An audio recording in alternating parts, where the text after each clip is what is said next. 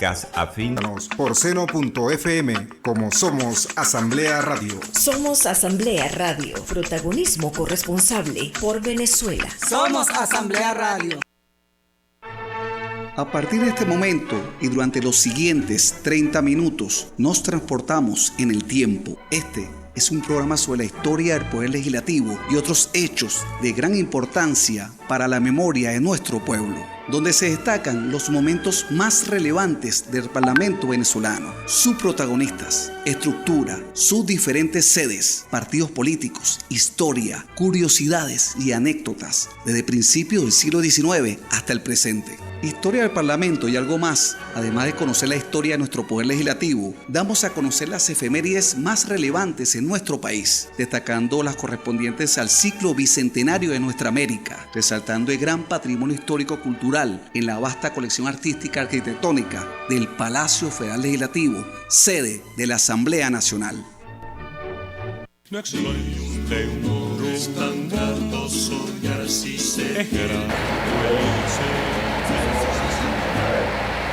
Muy buenos días, hoy lunes 16 de marzo de este año 2026, en nombre de la directiva de la Asamblea Nacional, en nombre de la Oficina General de Participación Ciudadana y la Dirección de Cultura, bienvenido a su programa Historia del Parlamento y algo más. Hoy estaremos conversando sobre Boves contra Bolívar, la batalla por San Mateo en marzo de 1814. Porque siempre, a veces nos enfocamos en la batalla del 25 de marzo, que es la batalla donde se inmola el capitán neogranadino Antonio Ricaurte, pero poco sabemos que son dos batallas de San Mateo, una a finales de febrero, el 28 de febrero de ese año 1814, hay varias escaramuzas y hay un sitio, porque San Mateo queda rodeado por las fuerzas realistas durante casi un mes, hasta la batalla final de aquel 25 de marzo de 1814. Vamos a ver anécdotas, secretos, datos poco conocidos de esta gran lucha, porque son batallas, escaramuzas y el sitio, como estoy comentando. Bueno, y como todos los lunes me encuentro en compañía de nuestra bella, hermosa locutora de la Universidad Central de Venezuela e investigadora de acá de la casa, de la Asamblea Nacional, Carolina Caballero. Muy buenos días, gracias. Buenos días a todos nuestros queridos oyentes y también a los que nos ven a través del canal de YouTube Somos Asamblea Radio. Bienvenidos a su programa Historia del Parlamento y algo más. Sí, vamos a comentar este tema, esta batalla bastante interesante, la famosa batalla de San Mateo, ocurrido durante el periodo de la Segunda República.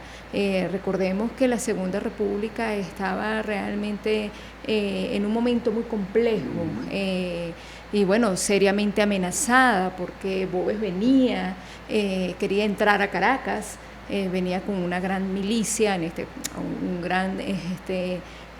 llaneros, muchos llaneros, puede decirse una especie de milicia, puede decirse informal o algo así, pero con una gran cantidad, de una gran legión que venía amenazando seriamente y por supuesto amenazaba a que cayera la Segunda República.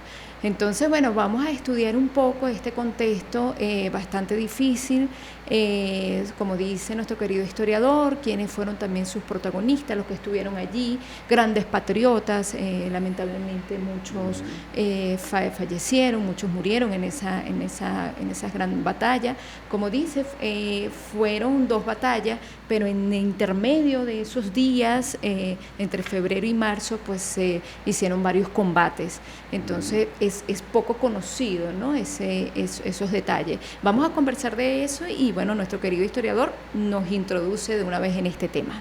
Sí, rápidamente nos remontamos al año 1812 cuando cae la Primera República de Venezuela. Muchos patriotas parten hacia el exilio, Bolívar parte hacia la Nueva Granada, de allí ya a final de ese año dicta su famoso manifiesto de Cartagena, donde expone las causas que contribuyeron a la causa de la Primera República de Venezuela, y recordemos que en ese momento la Nueva Granada era un territorio patriota, los neogranadinos se encontraban allá libres de la ocupación española, mientras Venezuela estaba siendo ocupada por la fuerza de Monteverde. Esto hace que Bolívar realice la campaña del Magdalena, y a principio del año siguiente, 1813, realiza lo que es la campaña Admirable.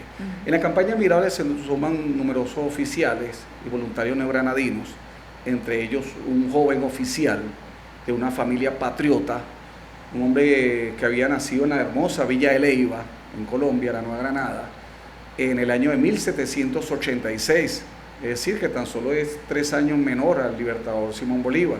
Él se emprende como también con Atanasio Girardot, de Luyar y otros próceres, otros compañeros granadinos muy valientes y eterno agradecimiento a esa causa. Vale la pena destacar que pocos de esos voluntarios neogranadinos, Carolina, volverán a su tierra. La mayoría quedarán sembrados junto a los patriotas venezolanos en los campos de batalla venezolanos. Él emprende la campaña bajo las órdenes de José Félix Rivas. Él va a estar en la batalla de los Horcones, en la batalla de Niquitao, en la tierra trujillana, en los Andes, y va a llegar a tierra hacia Caracas, hacia el centro. Al principio del año 1814 la situación se coloca compleja, porque si Bolívar bien tomó el territorio durante la campaña Admirable muy rápidamente, no derrotó en su totalidad a las fuerzas realistas. Para que tengan idea, él va derrotando a algunas fuerzas realistas, pero la mayoría se va replegando. ¿Por qué se repliegan? Porque están buscando reorganizarse para esperar tiempos mejores para atacar. Entonces estamos hablando de un enemigo parcialmente derrotado. Correcto. Y también si sumamos el decreto de guerra-muerte, eso hace también que muchas personas que aún no están con la causa patriota se sumaran a la causa realista. Realmente es aterrador si no contribuía a la causa patriota, porque eras visto como enemigo, por un dato interesante. A principios de 1814, José Tomás Bóves va a ser una figura importante. De hecho, el año siguiente, en noviembre de 1813, en Guayabal queda cerca de San Fernando, actualmente al sur del actual estado Guárico, la población de Guayabal. Él da el famoso decreto de Guayabal, donde le da licencia, le dice a su mulato, a su sambo, a sus indios, la gente sin cuartel, que todo lo que tomen era de ellos. Y eso engrosa un ejército de 7.000 hombres que se llama la Legión Infernal. Esa Legión Infernal realmente hace temblar a Caracas y al centro de Venezuela, que estaba bajo la ocupación de los republicanos. Hay un primer encuentro, de hecho, la toma de Calabozo por Bóves es realmente brutal. Posteriormente avanza hacia Villa de Cura. Envían los patriotas a Vicente Campo Elías, que es un español republicano, para frenarlo en La Puerta, y se da la primera batalla de La Puerta el 3 de febrero del año 1814. Campo Elías queda destrozado. Bóves toma realmente y aunque realmente Bóves queda herido en esa batalla, y le encomienda a Tomás Morales avanzar hacia los Valles de Aragua. Ahí se da la batalla de la Victoria, que es el 12 de febrero de 1814. Ahí está Rivas, derrota a las tropas de Tomás Morales, que son las tropas de Bóves, mientras se reponen las heridas, pero no derrota totalmente esa fuerza, es importante decir. 10 días después, poco tiempo después, Bolívar se establece en San Mateo como cuartel general. De allí Bolívar se coloca estratégicamente para socorrer a Caracas y socorrer a Valencia en caso de un ataque realista. Ellos estaban esperando un gran ataque. Correcto. Fíjate que Bóves va avanzando sobre los Valles de Aragua. Fíjense, es la primera vez que Bolívar y Bóves se van a ver la cara. Es la primera batalla de San Mateo.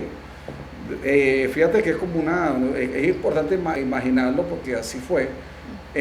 Antes del 28 de febrero, a finales de febrero, hay oleadas de civiles que van llegando a San Mateo buscando refugio, como escapando de una gran tormenta que se le avecina, porque las tropas de Bóves matan, asesinan y violan. El 28 de febrero, cuenta Bolívar, de hecho allá el 27, el 28, se cruzan una gran algarabía, porque conocemos San Mateo, al frente hay una montaña, se llama Montaña del Calvario. Hay un cerro que se llama el Cerro Bóves todavía hoy día. Nosotros hicimos un trabajo allí importante en el Bicentenario. Carolina me acompañó, un documental que vamos a recomendar, un micro. Y se escucha una fuerte algarabía. Son 7.000 hombres, para que tengan idea, con casi 1.500, 2.000 de infantería contra 1.500 apetrechados en San Mateo. Una gran diferencia. Una gran diferencia. Sí. Se escucha el estruendo, las banderas, o sea, porque eso sí se sabe que eran 7.000 haciendo hurras, porque Bóves se presenta. Bóves se recuperó la serie y se presenta. Dicen que está sobre un corzo el negro, se dice. Eso prepara la batalla. Ese fue el 28 de febrero del año 1814 y dejo que Carolina nos va a narrar Eduardo Blanco, una prosa sí es romántica, sí es a veces tiene epopeya, pero Eduardo Blanco fue decán de José Antonio Páez y en su condición de militar, en esos tiempos, en la mitad del siglo XIX, posterior, conoció a los veteranos de guerra venezolanos, sus generales, soldados y el pueblo llano, ya con sus años encima, y él recopiló esa información y la llevó a Venezuela Heroica. Esa primera batalla de San Mateo, el 28 de febrero de 1814, vamos a narrarla en la pluma magistral de Venezuela Heroica, Eduardo Blanco. Nos dice Eduardo Blanco que el 23 de febrero de 1814, 10 días después de la heroica defensa de la victoria por el general Rivas, acampó Bolívar con su Estado Mayor y con su guardia en el pueblo de San Mateo. A pesar del rechazo que había sufrido los realistas, era en extremo conflictiva la situación de la comarca. El terror dominaba todos los ánimos. Poblaciones enteras huían despavoridas a la aproximación de las hordas de bobes y una emigración numerosa afluía al cuartel general republicano buscando amparo en el ejército. Niños, mujeres y ancianos sobrecogidos de espanto, enflaquecidos por la miseria, seguían los cuerpos que velozmente iban reconcentrándose en San Mateo y en torno de aquellos bravos que dividían con ellos su escaso pan con mano generosa, giraban sin concierto, prorrumpiendo en desgarradores alaridos a la menor alarma. Situado el Libertador en San Mateo, punto escogido como estratégico para vigilar los movimientos del poderoso ejército enemigo reconcentrado en Villa de Cura y auxiliar con más facilidad, en caso necesario, una u otra de las ciudades más importantes de la República, como era Caracas y Valencia, amenazadas a la sazón por los realistas, se ocupa en reforzar sus posiciones con algunas obras de defensa, en tanto que la llegada del ejército de Oriente, acaudillado por Mariño y esperando con ansiedad creciente durante muchos días, le pone en capacidad de acometer a bobes y de abrir con probabilidades de buen éxito una nueva campaña. Fíjate que nos dice que antes del amanecer del día 28, las tropas republicanas en pie desde la madrugada se aprestan al combate. En medio de la oscuridad que cubre el campamento y en el mayor silencio, se movilizan cuerpos que van a reforzar las avanzadas o a cubrir nuevos puntos juzgados por el momento favorables. Al esquivo resplandor de las estrellas, semejan grupos de fantasmas los piquetes y rondan que recorren el campo y las guerrillas estacionadas en acecho a la entrada de los caminos y tras los cestos del poblado. La derecha de los independientes a cargo del valeroso Villapol ocupa la altura dominada del Calvario en la fila de los montes que corren al norte de San Mateo. A la izquierda, a las órdenes del teniente coronel Cogorza, cubre la Casa del Ingenio, el centro comandado en persona por el Libertador, y el coronel Lino de Clemente se apoya en los atrincheramientos practicados en la parte del caserío que protegen a las alturas donde se extienden los indicados flancos. Pues así se preparan para ese día. La calma antes de la tormenta. Estamos hablando de la primera batalla de San Mateo y bueno, vamos al corte con una canción de la época. A veces nos preguntamos qué música escuchaban nuestros patriotas. Bueno, este es Francisco Velázquez el Joven, una canción de 1810 sobre los difuntos, así que vamos a escucharla.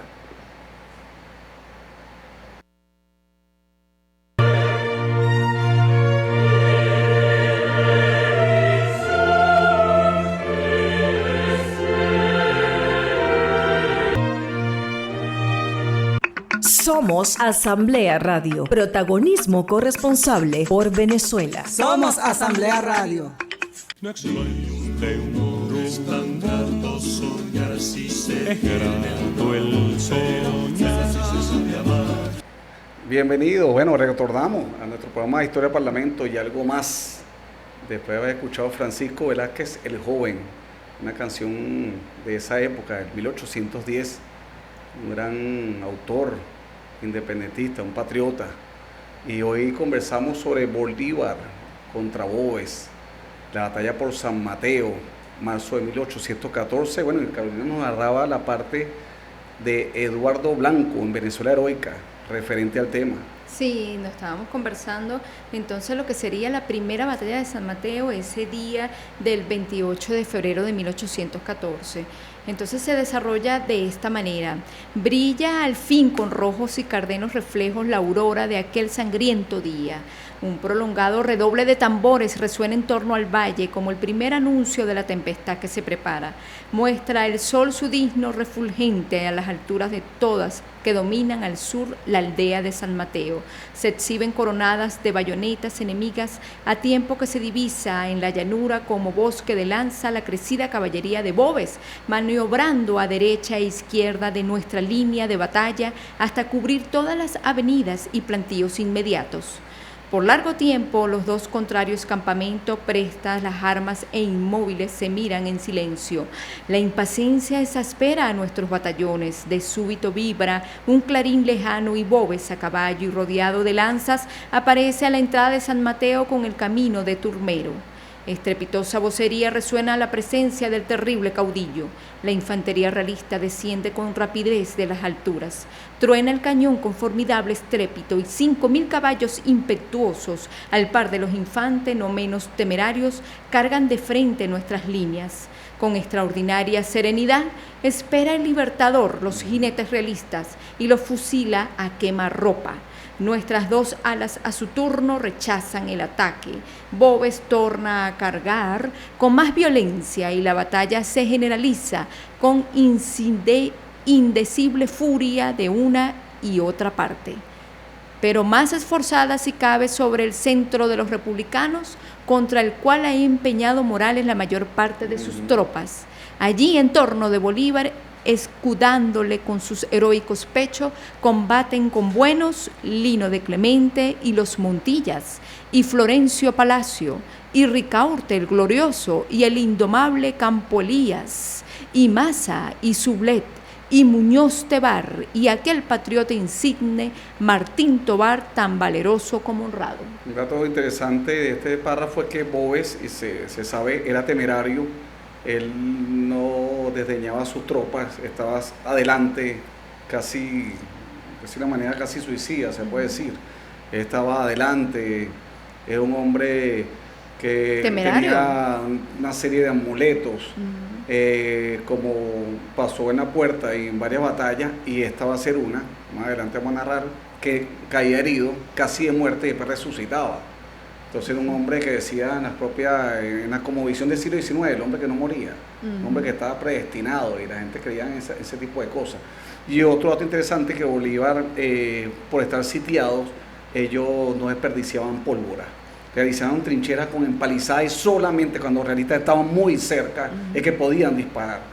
Estamos hablando de una supremacía tremenda, 1.500 hombres contra 7.000 caballería aproximadamente y más de 1.000 de infantería, un ejército poderoso. Sí. Y son gente que está acostumbrada a una vida muy dura.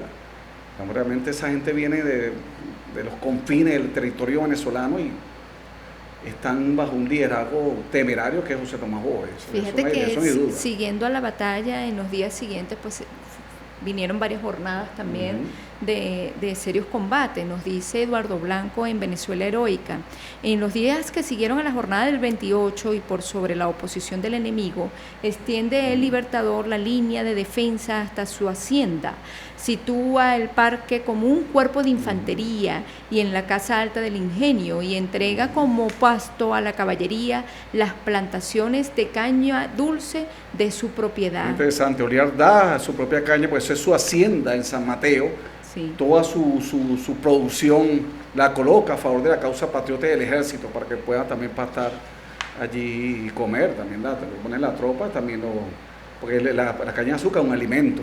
Claro. Y también la poca caballería que tenían los patriotas. Total. Fíjate también que, bueno, llegamos a ese día de la segunda batalla de San Mateo, conocida como el 25 de marzo de 1814, y nos sigue narrando Eduardo Blanco que al despuntar la aurora del 25 de marzo de 1814, estrepitosa vocería se levanta en el campo realista.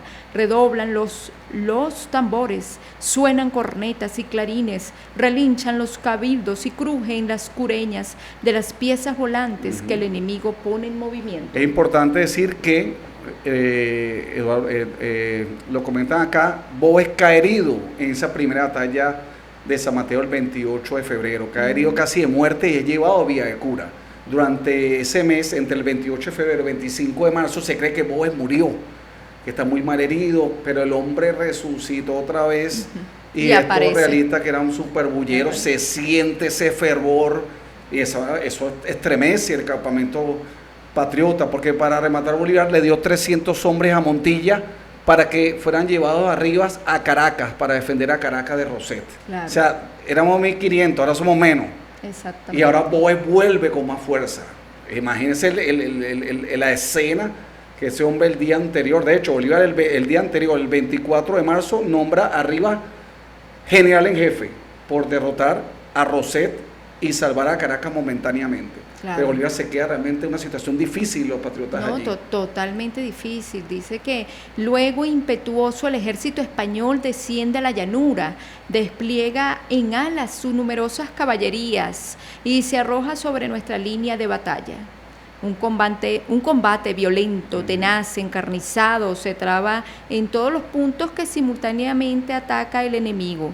Nuestros soldados defienden sus posiciones con heroica bravura, rechazan las repetidas cargas con un fuego incesante y mortífero que impávidos resisten los jinetes de Boves y que contesta con no menos estrago la numerosa infantería realista regida por Morales. Tomás Morales, que es un jefe sanguinario y tan cruel como Boves. Nos dice que Boves enardece a los suyos con el ejemplo de su arrojo. En medio del fuego que destroza su fila se divisa a aquel atleta formidable sobre su gran caballo de piel leonada y negras crines como visión terrible. A la cabeza de sus compactos escuadrones carga personalmente con indecible empuje, quiebra sus lanzas en las groseras palizadas que resguardan en el centro de los republicanos, repliega destrozado y frenético, carga de nuevo con inaudita audacia y fatiga con sus rudos ataques la esforzada resistencia de nuestros batallones. Todos los ojos se vuelven hacia la altura que domina la casa del ingenio y sobrecogidos de espanto divisan nuestros soldados la fuerte columna encaminada a adueñarse del parque. Aquella inesperada operación conturba el ánimo de los independientes. La pérdida del parque es la pérdida de la batalla. Custodiado aquel por escasa tropa y en la imposibilidad de socorrerlo, nadie duda del desarrollo fin de la jornada. Conflictiva es la situación para Ricaurte, quien se encontraba en aquella batalla. La casa confiada a su custodia no solo encierra el parque y las municiones del ejército, sino gran número de heridos y mayor cantidad de niños, mujeres y ancianos, parte de la emigración de los vecinos pueblos refugiadas en San Mateo, contando apenas para su defensa con tropas colectivas que no llegan ni a la 10ª parte de las fuerzas porque se ven atacados. Su bravura con todo se sobrepone a su material debilidad. Palmo a palmo disputa al enemigo el sagrado depósito que aquel se esfuerza en asaltar. Al fin se ve abrumado por el número y constreñido a desamparar el puesto que custodia, ordena a los heridos, a los niños y mujeres y ancianos que aterrados se agrupan o discurren por todo el edificio a abandonar la casa e ir a refugiarse en otra parte. Luego con esto irreplicable se hace obedecer de cuantos le rodean. Los soldados que aún sostienen el fuego descienden a su turno el recuesto de la colina y solo con su heroica grandeza aquel predestino de la gloria espera al enemigo que asalta el edificio en medio de afranadores vitores. Un grito inmenso del triunfo y de alegría resuena al mismo tiempo en el campo realista, pero instantáneamente insólita explosión y aterrador estrépito retumba en todo el valle y densa nube de humo y de polvo asciende al cielo entre las leguas de fuego y cubre la montaña. ¿Qué pasa? ¿Qué acontece? todo lo adivinan al disiparse el humo que cual fúnebre mando se extiende sobre la casa del ingenio. El antiguo edificio convertido de súbito en un montón de escombros pregona el heroísmo de Ricaurte. La casa museo de San Mateo, aún están estas ruinas, en el propio ingenio de San Mateo, en los valles de Aragua. La inmolación, Ricaurte prefiere volar el parque para no caer en manos enemigas que entregarlo, y es un sacrificio. Años después, Perú de la Cruz, que dice que es una versión en 1828, sí. Dice que Bolívar le comentó que el sacrificio de Ricaurte no fue como tal, sino que apareció muerto en una de las laderas posteriores. Pero se le dice que esta versión de Perú de la Cruz es por su inaversión a los patriotas neogranadinos.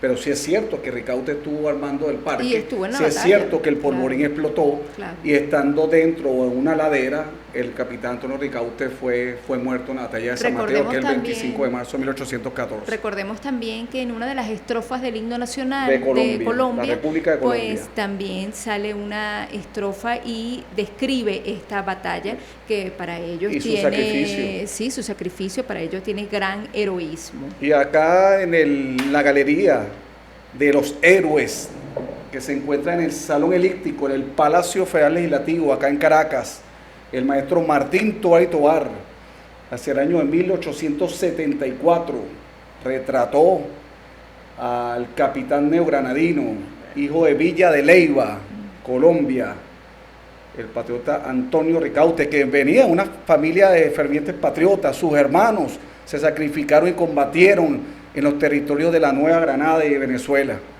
Así que está retratado, serio, firme su mirada, su uniforme de capitán, su sable en mano y con una pistola apuntando hacia el polvorín, un símbolo de su sacrificio y su entrega. El capitán Antonio Ricaurte. De acá le enviamos un saludo fraternal a nuestros hermanos allá en la República de Colombia, Villa de Leyva, y a los venezolanos acá en los fértiles valles de Aragua, en San Mateo.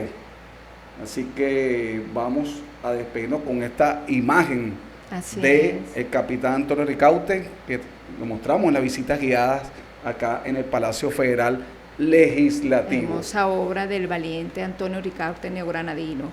Fíjate que bueno, ya estamos despidiendo el programa. Sí. Espero que haya sido de su agrado. Recuerden vernos por todas las plataformas. Les recordamos que estamos a través de Seno FM Radio, a través de Somos Asamblea Radio, por el canal de YouTube. Nos pueden ver también por Somos Asamblea Radio y nos pueden seguir por nuestras redes a través de Instagram y TikTok, a través de @Poder y Leyes, y por Facebook a través de Participación Ciudadana. El micro. Y también no se nos puede olvidar, hicimos para la fecha, para el bicentenario, en el año 2014, elaboramos un micro audiovisual, en honor a estos héroes. Espero que lo puedan ver a través del canal del historiador Peter Mendoza, YouTube, historiador Peter Mendoza. Y el de la casa también. Así es, y por aquí por la casa también está ese trabajo subido para que ustedes puedan disfrutarlo, verlo y reconocer nuestra historia y la valentía de estos héroes y estos patriotas que lucharon tanto por nuestra libertad. Se despide por esta parte el historiador de la Asamblea Nacional, Peter Mendoza. Y por aquí la licenciada Carolina Caballero. Hasta el próximo lunes. Hasta la próxima. Escúchanos por seno.fm, como somos Juan Carlos Alemán. El adulto mayor es experiencia, el adulto mayor es la